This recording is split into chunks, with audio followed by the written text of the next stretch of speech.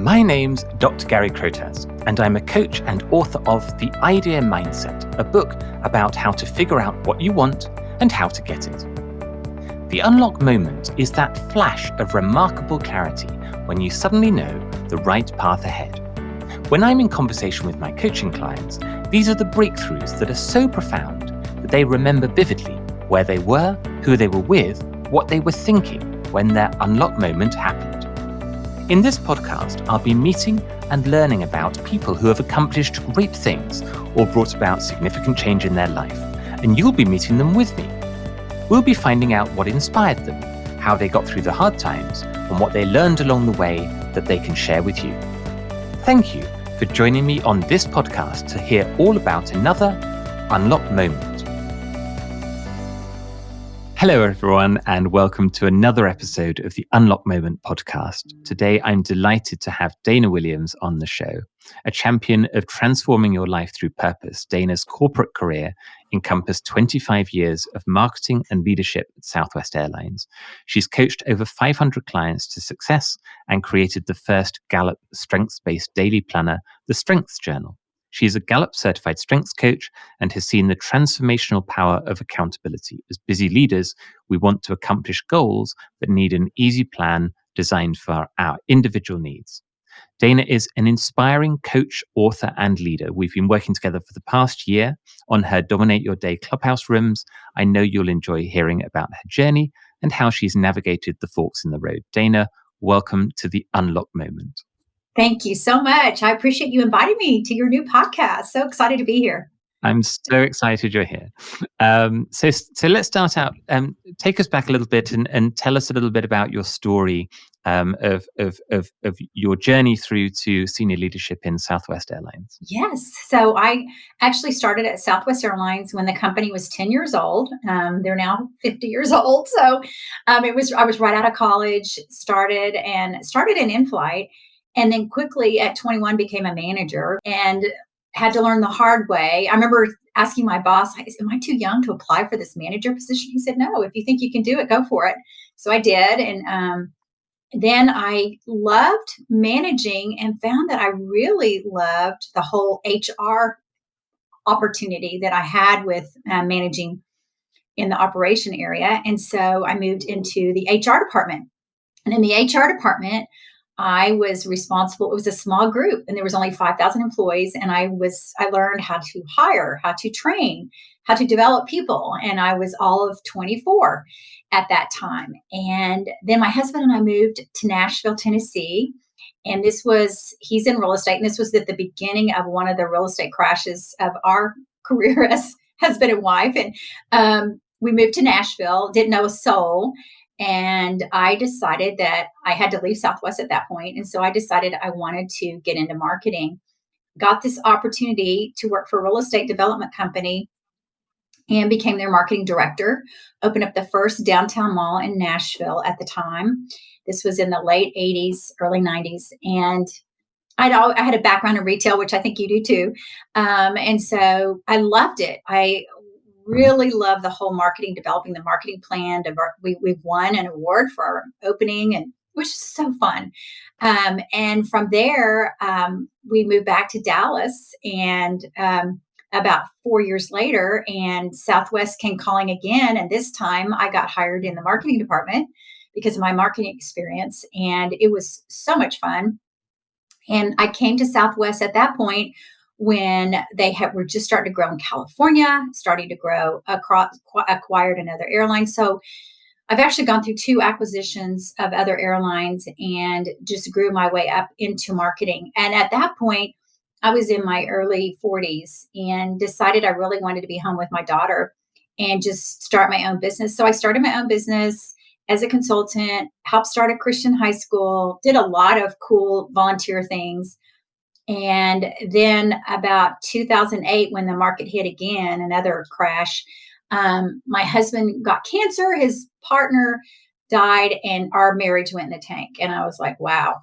And about that time, I said, maybe it's time for me to hang up my consulting hat and go back to Southwest and just get a more secure job right now because things were so topsy-turvy in my life. And my old leader, I ran into his wife that day, and she said, would you be willing to go back? I'm like, yeah. So they hired me back. And that was my third time. I'm called a boomerang at Southwest. And came back as marketing director, had advertising and promotions and communications all under marketing. And just came in, and it was an exciting time because I had just come off of 9/11 in 2000, 2001, and they were still coming out of that lost decade of business and hadn't been growing. And when I got there, it was time to grow. And so we acquired AirTran, which was an airline out of Atlanta, Georgia. I spent a lot of time in Atlanta getting to know all those employees, worked with their leaders, worked with their marketing department, helped bring all them all together, and worked on some fun campaigns like Bags Fly Free, and just a really exciting time to be in marketing. And it was at that time, I think, that I had kind of a pivotal moment personally and career wise about what I was really made to do. It's really interesting, and for me, this is interesting because we've never had this conversation. We've never talked about your career, and it's interesting.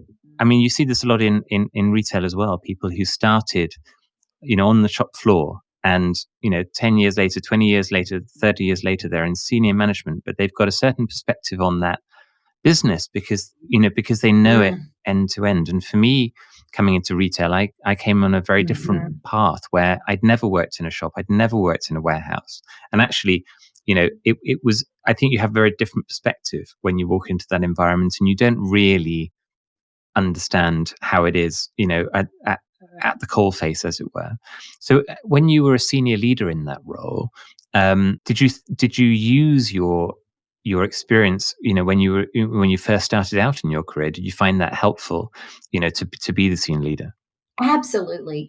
And I think more important is I trained right underneath our founder and our co-founders, was very close to Herb Kelleher and Colleen Barrett at that time. And um, they taught me so much about building culture and growing people and putting people first. And so I did spend a lot of time on culture as a leader, and being kind of that.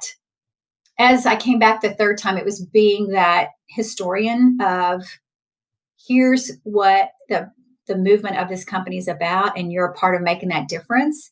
That was a big piece of what I talked about a lot around the company as well as in my own team, especially during COVID. Being able to tell them, we'll get through this. We've been through other things. We'll get through this. And this is why we're going to get through it and how we're going to get through it. And let me tell you some stories. So I became a storyteller of the founding of the company for those people that I served, and the people that I led. A lot of people, as they go through a corporate career, have to reinvent themselves when they become a manager for the first Mhm. time, become a senior leader for the first time. And for you, you'd gone away and come back into those roles. Maybe that helped, maybe that hindered. But how did you find yourself having to think explicitly about reinvention as you came back each time into the new roles? Yeah, I think when I came in the second time, the company was really growing and I was growing, and it was so exciting and so fun. We had such a great group of coworkers, and it was just wonderful. When I came back the third time, my daughter was already in college. Like I said, I was going through some personal things with my husband. I kind of became more of the advisor. Um, and that's what kind of catapulted me into coaching. I think because I enjoyed listening and sharing and coming alongside. I wasn't a competitor. I'm not going to go after being, trying to be this. I'm here to serve, and kind of took on that role. And it was fun for me. And then when coaching came about, it was really fun because I was able to find my place with coaching. Yeah. So you're here to talk about this unlock moment. So tell us about what that was for you. What was the moment where you suddenly found this new clarity as to what was coming next? Yeah. So I was in the process of opening one of our new markets. It was a beach. It was actually a beach town. It was small. It was something we typically did not open, but we were opening this market, and it was a big secret. I worked on it for like 6 months, and it was one of one of the most proud moments I had because it was such an amazing partnership with a city that we'd ever done. And I looked at back at that time and think that was a pivotal moment because I was doing exactly what I loved doing. I was leading, I was coming up with marketing campaigns for the city. It was just, we had so much fun developing the campaigns, working with the city, all the things we did to make it happen. And there was this picture of me with the local authorities from the airport, as well as our vice president of our real estate department. And we were, announcing that we were serving the market. And I was smiling. But I look back at that picture and I was smiling because I was doing something that was really exciting and fun, but yet there was something missing. And it wasn't until a few weeks later that one of my girlfriends brought to our department the assessment called StrengthsFinder. And I did that assessment and I realized that there was value that I didn't know that I had in myself. And I think because I was going through a tough personal time at that moment with our marriage. Our marriage is fine now. We got through all that. But it was a tough time, but I didn't know who I was. And once I took the assessment and found out who I was, and then learned that I could start coaching with it as well as leading and marketing, it was all of a sudden I had clarity of like who I was and what I was supposed to do. It was like my calling. All of a sudden, I was transforming my life. Focus, I got more clarity. I think when you get focused about what you're made of, you get more clarity and everything kind of clears up about what you're supposed to spend your time on. And that's what kind of happened with me. And bring to life for our listeners that are they're not necessarily experts in strengths. What was it that you saw in that tool, in that assessment, in that report that was new for you? I think I was so blessed to have amazing leaders at Southwest Airlines and, of course, our founder. They were always positive and encouraging and growing me, but I never really knew clearly what I was made of. Mm-hmm. And it was when I found out that I had ideation and strategic and individualization. I like to customize. I like to come up with ideas. But this whole strategic thing, I didn't realize I had that. And so I think it was a good way to diffuse self-confidence or to boost my self-confidence and my productivity and my energy, because then I realized I need to practice these every day and I need to use them every day because that's what I've been made to do. And that's the clarity it brought. And at that time, we were going through a reorg and I was helping our vice president with that. And I realized I really wanted to do something in more of a strategic. I had always done more of the creative side. I wanted to do something more in the strategic planning side. And I knew that I had the gifts to do that. And so that was kind of fun to shift and to use those talents to do that.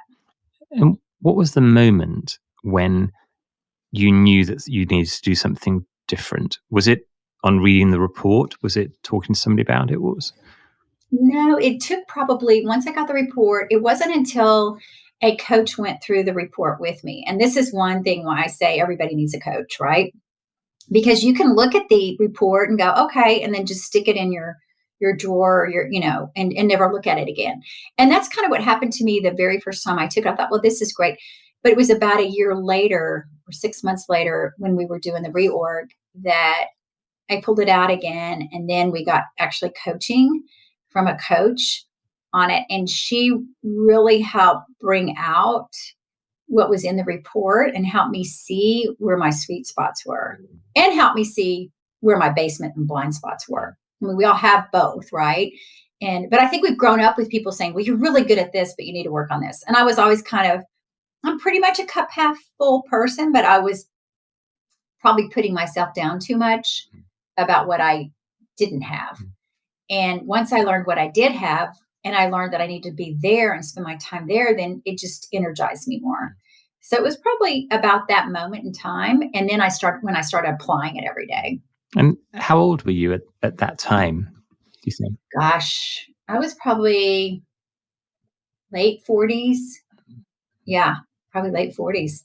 And so it was like, why didn't I know this earlier? Well, and I think that's something that a lot of people who work with coaches or use, different tools, they find that there's a sense of, whether you're in your 20s, your 30s, your 40s, your 70s, there's always something new to discover about yourself. And, it's never too late to find out what your identity is and what you want to do with it. And I find it fascinating always working with people who, are beyond the point in their life, maybe in their teenage years or their early 20s, where they're sort of figuring out life for the first time. And they're discovering there's so much more to figure out. So what did it feel like to be at that stage in your life and that stage in your career, and to feel that you were really discovering new insight about yourself? I think that clarity came and the confidence came. And then people started talking to me about how I'd help them, or, wow, you really, and they started associating me, not only as a marketer or leader, but as a trusted confidant coach. I was like, there's something going on here. What is Mm. this? And so right about that time, our leader, we told him we asked if we could get certified, and he said absolutely. And so that was just the game changer. So once I went through the certification course and learned more about Clifton Strengths and learned more about myself, I think I started this journey. And so it's been really exciting journey to be on. And it's never dull, because I think studying ourselves we change constantly, right? So being that gave me the energy to keep working on it, and seeing what was working, what wasn't working. And, But that was the magic moment. and you talk about confidence. Would you have described yourself before that time as not confident, or? It's funny because this is the thing we're talking about this month in my company, about courage and confidence. And I think I had a risk taking part of me that always just gets out there and does stuff. But I think there was always a fear of, oh, what if I don't do it right? Maximizer. Oh, what if it's not perfect? And what this taught me is it's okay. It's going to be authentically you, and don't try to compare yourself. And I think I grew up always, having other role models to look up to, or other people that were either within my company or other corporate female leaders. And I would say, well, I should be like that. And what this helped me say is, no, I need to be my authentic self. And then that gave me the confidence to say, I don't need to spend my time on what other people, I think it's good to learn from other people, but I need to spend more time managing myself. And I think that was the aha moment. It was actually a amazing counselor that my husband and I were visiting, and we love this guy. We see him whenever we need to see him. We always talk about it. You need to have a counselor on on call when you need one. And he talked about it as the hula hoop moment, and it's just putting the hula hoop around yourself and working on managing yourself and not trying to change anybody else. And I think that was the clarity that I got, was I need to work on me. And the more I work on me, the better everything else is going to be. That I can't change anything outside of that hula hoop. And so that is where the power came in, I think. And I hope my people listening to this conversation can really tune into that thing that you just said, which was so powerful about, having gone through life, and we all do, seeing other people that are inspirational and thinking, I need to be like them. And there's this aha Yeah. moment when you suddenly realize, no, I need to be me at my best in an authentic way. And then you start working on yourself as a direct result of that. It feels in some ways subtle, but in some ways revelatory in that mindset shift. And knowing that we're a work in progress, we're never going to be just perfect. But there's things that we can work on every day on ourselves to make ourselves be the best we can be. And I learned how to transfer that energy from being frustrated or expectations of others, just to really focus on myself. So I brought that into the workplace with me, and talked to my co-leaders, as well as people, direct reports, when they were frustrated about how somebody was behaving, or something didn't happen the way it should happen. It was somebody's fault. I was like, let's just put the hula hoop around you. Just focus on you. What can you do inside yourself to manage this? And so it became my little thing that, I have the hula hoop thing going. But yeah.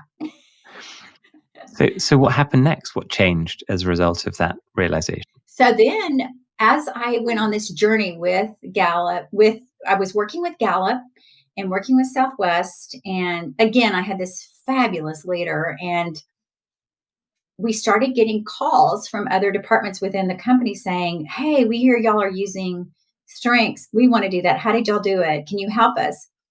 So I just said to him, "Can I help? If somebody reaches out, another leader reaches out, can I help with this?" And he goes, "Absolutely. Spend 10% of your time on it and spend the rest, of your time on marketing." So I started doing that. And then Gallup, we every time that our HR University for People were working towards a Gallup initiative, they called me in the room. And then I became the expert because we had done it we were the first ones to do it, and we had done it longer than anybody else. And so then I found myself helping to develop a strengths based uh, kind of like a roadmap for us to become a strengths based company. But it took from the time I had my first assessment until that happened. That was about 7 years, 8 years, until our CEO said, "I want to be a strengths based company." And that's when everything changed. Then everything started hitting. And it was about that moment that I started realizing I'd work with our teams within marketing and lead facilitations, and then I'd go and help other groups. I was on a bunch of cross-functional teams, whether it be to manage the MAX, which was a certain type of aircraft, or to manage opening Hawaii. They were all cross-functional, so I always made sure everybody had their strengths and would do the team grid with them. And one of the things I learned is that they all wanted to do it, and they all kept calling, and that's how it kind of moved. So it was a grassroots moment when it moved.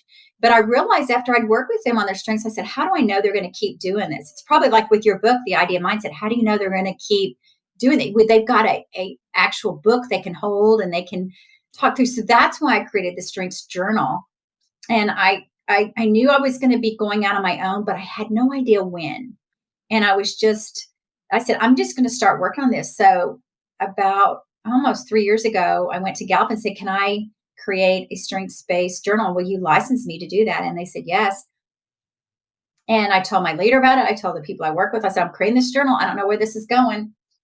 So fast forward to 2020, COVID hits, and I'm thinking I was going to tell my leader in 2020 that I was probably going to leave in that year, but I didn't know when.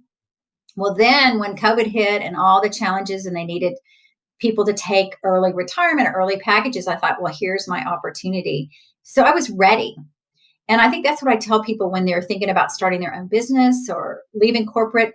There's a lot of things you need to do to kind of be ready. And part of it was I had been doing it for 3 years. I had been getting calls from people outside of Southwest to go help coach at my church, or people that were formerly Southwest Airlines leaders that had left and gone to other companies and hire me to come in and do their facilitation. So I got to practice what I was going to be doing when it was time to leave. So when the opportunity came, I was like, "This is it. It's here on a platter. I'm gonna leave, and I'm gonna start my business, and I've got money to start it with now." So it was just a godsend. It was a blessing. My boss was so surprised. I was like, "Why are you surprised?" It's like, this is what I've been thinking about it for so long that by the time the opportunity came, I was so ready, and I had been preparing myself. It's interesting. So you described something along the way 3 years before you leave, which Yeah. I talk when I talked about that moment with my coaching clients. I talk about a post-it note moment, which comes from in my own past. There was a moment in a particular role where I decided I was leaving, but not.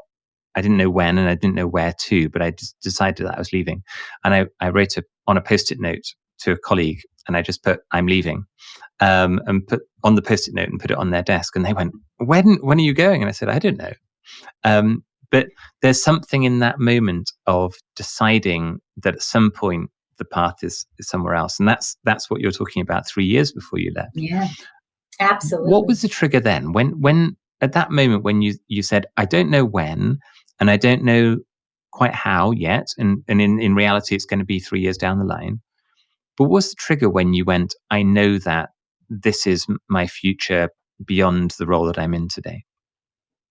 I think it's when I started getting calls from people that I had coached within Southwest or led, and they had gone to other companies. And they said, "Can you come help us?" I thought, well, there's an opportunity here. And then when I had developed I was like, why hasn't anybody developed a daily planner around strengths to help them daily with this? Because I feel like everything you do daily contributes to where you're going. If you don't do the daily work, you're not going to get where you want to go. And that was my case. So I really built it for me originally, because I thought, if I'm going to make a change and I'm going to go on my own, I've got to start working towards that now. And like you, I didn't know what that magic moment time was going to be, but I had it. It was just like a calling, an internal calling that I had to fulfill that hadn't been fulfilled yet. And I really like that, the idea that this is very instinctual, really, that you didn't sit there one day and say, I want to make loads of money from a book. Which book am I going to write? I want to make, Mm-mm. be super successful in my own business. What business is that going to be? You were doing things because they were right for you and they were interesting, and you followed your nose to opportunity. I think that's what you're describing, really. Yes. And I think the other thing that happened was, I remember telling one of my coworkers I was really close to, and she was a vice president of another department. Because we were both kind of planning out, okay, when do we think this is going to be when we're going to leave? This was before COVID. And I said, I feel like I need to tell my leader in February that I'm probably, or in March, that I'm probably going to leave in the end of the year. Well, who knew? Who knew that in March we were going to have COVID? And then who knew that all of a sudden my plant, I couldn't tell him because I needed all hands on deck for COVID. I had to get into that. And I thought, I can't leave now. This is a very important time in the history of the company. I've got to help do what I can do to keep things going. And so the timing was again, I hadn't put a date on it other than maybe by the end of the year. So when this all happened and the opportunity, we found out in July that they were going to offer packages for people, cash packages for people to take early retirement. I was like, okay, well, I'll just do that. And I didn't even have to think twice about it. Where some of my coworkers took it, and it was a very hard decision, very hard. And some of them have gone back, and some of them have stayed on, started their own businesses. So I think you just know it, but the timing, things can come up, and you just have to go with what's going on and say, okay, this isn't the door is not quite open right now to have this conversation. So, And you're describing the yeah. journey that you've been on, through many years, to and fro, in and out of Southwest, and through these different times. The people that have known you for a long time, have they observed you changing over that time, do you think, in who you are? My husband probably would, because he's been with me through Mm. it all. And it's funny because the very first time I left, I actually, before I started in marketing in Nashville, I would just work for myself, also doing some training. And I thought, and that came from the HR area. And so at that time, it was like, okay, this is something. When I look back, I always have people do life maps where they draw the map of their life from birth to here now and look at the moments and where did they see that pattern. And that's the pattern that started emerging for me is, oh, I've kind of left and started my own business a couple of times. And what I've learned from that is that I needed to use that time at Southwest to grow and learn. I wasn't quite ready yet. If I hadn't had all that experience in marketing, this would have been really hard to do, to launch a business and launch a journal. But I was able to, I call it my lab. I was able to learn while I was at work, doing my normal day job. I was able to learn a lot and get myself focused, but I didn't have focus till after that moment of getting the strengths. Um, and bring to life for the listeners, what is the Strengths Journal? And you know, Sure. So let me grab mine right here. Oh, here it is. Um, so the Strengths Journal is a daily journal that I created where you actually, before you even start filling it out daily, you really kind of have to identify your 10 talents by taking the assessment, and then really write in your mission, your core values, and your goals. And it's all about what your mission is, and really being able to find that. And I love how you're naming this podcast Unlocking. And it is really unlocking that unique talent in yourself and then applying it every day. So every day is intentional. So like this morning, what is my desired, intention for today? What is the outcome for today? And why? And I have to tell myself that every morning. And then I have 3 big action items for the day. And I apply my Clifton strengths to those. So that helps boost me to get each of those things done. And then I kind of talk about what you're grateful for, fill in a spot for what you're grateful for. And then what did you learn, or what fear did you conquer? And this goes back to that confidence thing, because I learned we're not growing unless we're stepping in fear. And especially as an entrepreneur, I'm stepping in fear all the time of, I'm going to try this now, and we'll just get out there and learn. And then within the journal every week is a weekly review where you're reviewing what you did the week before, and where you're going the next week.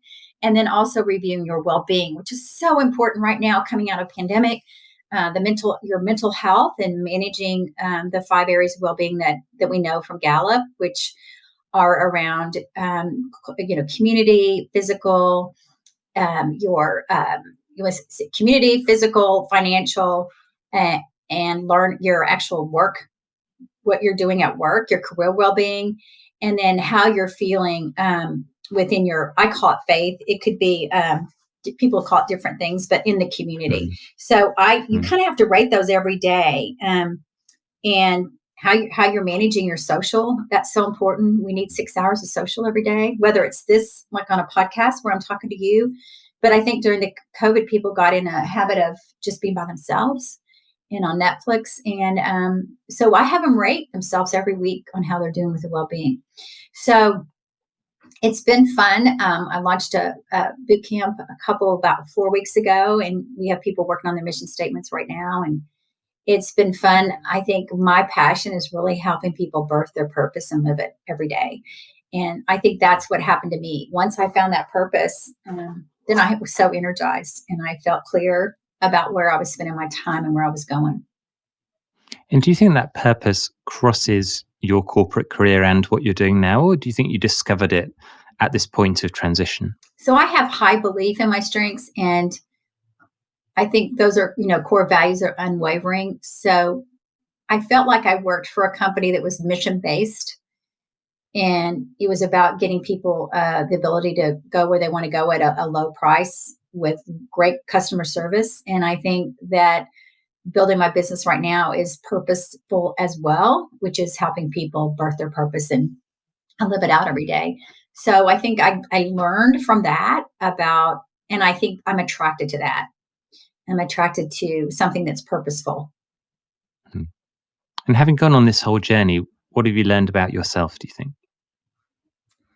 Wow. I think I'm learning to see myself like a plant in a garden, and that I have to get myself around the right environment to grow. And it's that proximity. It's putting myself in proximity with people that are ahead of me, that can help me, as well as people that encourage me, as well as me working on myself and spending so much energy working on myself that I don't have the energy to be, I guess, frustrated that things aren't a certain way they should be, because I'm constantly thinking about working on myself. And just really, how am I getting watered? How am I getting fed? How can I then feed others? And, I'll take an airline metaphor, but the oxygen mask, let's put the oxygen mask on myself first so that I can serve all those people that I want to serve. And I think that's purposeful too. People's really important for you. Absolutely. Absolutely. I think I was raised in that human environment. And it's pretty powerful. And what advice would you give to other people who maybe today are in similar situation to where you were a few years ago? I would say not to give up at all on themselves, and to make sure that, and this is something that my husband, it's kind of like it's crossing over my personal life and my work life, but I realized we were in some friendships with people that weren't the best for us. So learning to clear away those toxic environments that aren't good for you to grow in. It's the garden, again, the garden metaphor, but how to get yourself in a place where you can grow and learn constantly, but focus on what you're made to do and do more of that. And, I think everybody needs a coach, which I'm so excited about the work you're doing, Gary, and how you're helping people with your book and how you're changing lives through that. And I think we can't do it alone. And I think at a point in my life, I thought, oh, I can do this and I can just do it. And I learned that I need people around me and people that I can lean on. So my best advice is to get your own advisory board. And this is what I recommend all the time to new entrepreneurs. It's people that are ahead of you that are experts in areas that you're not an expert in, and ask them to be on your virtual advisory board, and ask if it's okay if you call upon them, once a quarter for advice. You don't pay them, but they're honored that you ask them, and they're people you trust. And I think that is my best advice. That's the thing that's kept me going in these early days of starting my business. And again, I'd like the people listening to tune into the fact that what you're describing here is absolutely real for you. It's authentic for you. This is not you spinning a story because you think it's the right thing to say. This is the journey you've been on and the life you lived. And I think that makes it so powerful, the things that you say and the advice you bring. And I thank you for that. We are early in 2022. We are hopefully coming to the end of the worst phases of the global pandemic, although there's obviously other global instability going on right now, which is causing everybody to question things that they thought were stable and maybe are less stable than they imagined. But when you look ahead to the year of 2022 and what's to come, what are the things that you're focusing on for this year, and what are your goals and objectives that you'd like to be achieving? That's a great question. I like to use, and it's kind of one of the things I've done in the past, and it really helps me get focused, but just focus on one word for the year. So this year, my word is abundance. And so if I'm thinking abundance, I'm not thinking about what can't be done. I'm thinking about what is going to be done and thinking into that every day. And it's putting myself in the garden of hope of like, oh, okay, that didn't work, but here's where we want to go. And so this is year 2 of my business. And I always say, here we go. I don't know why I bring up a garden all the time. I'm not that good of a gardener, but usually it takes 3 years for a garden to set, right? So I always tell people, when you're doing something new, wait till the 3rd year, and then all of a sudden you start to see things start to bloom and go and set. And so this is kind of my transitional year this year we did a lot of testing and learning last year of things. And this year, just like we've been talking about with whether it's Clubhouse or LinkedIn Live or some of the tools we're using, what's working, what's not working, what's stuck, what do we need to change? But my focus is I have a evergreen class that I want to get launched at the end of the year. And I'm doing these boot camps in preparation for that. And then I want to work with other corporate clients. So I have a half a dozen that I'm working with right now. And I just love it. Being able to help them come in, and as they're going through these changes, I feel like I'm right back in the marketing department at Southwest, helping the leaders where we were and what we were going through. So that's been exciting to see. That's who I'm attracting right now. And so I just want to continue building those 2 areas of my business and mentoring along the way. We have also been giving a donation to NOMI Network, which is a international network for women that have been sex trafficked, and help them get back into the workforce. And I'm passionate about helping them with that and helping these women get back in the workforce. So I'm always wanting to give back a little, and that's the area this year that we have chosen to give back in. That's amazing. And where can people find out more about you? So just come to danawilliamsco.com is the easiest place, or they can find me on LinkedIn or Instagram at Dana Williams Co. And I think those are the 2 easiest places to find me right now, or 3 easiest places to find me right now. Dana, thank you so much for coming on the podcast Sure. and telling your story. It's been really lovely. Yeah. Thank you, Thank you. Gary. The unlock moment is that flash of remarkable clarity when you suddenly know the right path ahead. What Dana articulates so clearly is how a focus on who you are when you're at your absolute best every day is a route to a deeply fulfilling life. From senior and influential roles in the airlines industry with Southwest Airlines, she stepped away to follow her personal passion to help people through coaching and the Strengths Journal. Through her Dominate Your Day podcast and the sessions she hosts on Clubhouse and LinkedIn Live, her commitment to reaching out with her message to more people is ever present. Dana, thank you so much for sharing your story on the unlock moment, and I'm sure you've inspired my listeners to go explore their strengths as they figure out their path ahead. This has been The Unlock Moment, a podcast with me, Dr. Gary Crotaz. Thank you for listening in. You can find out more about how to figure out what you want and how to get it in my book, The Idea Mindset, available in physical book, ebook, and audiobook formats. Follow me on Instagram and subscribe to this podcast to get notified about future episodes. Join me again soon.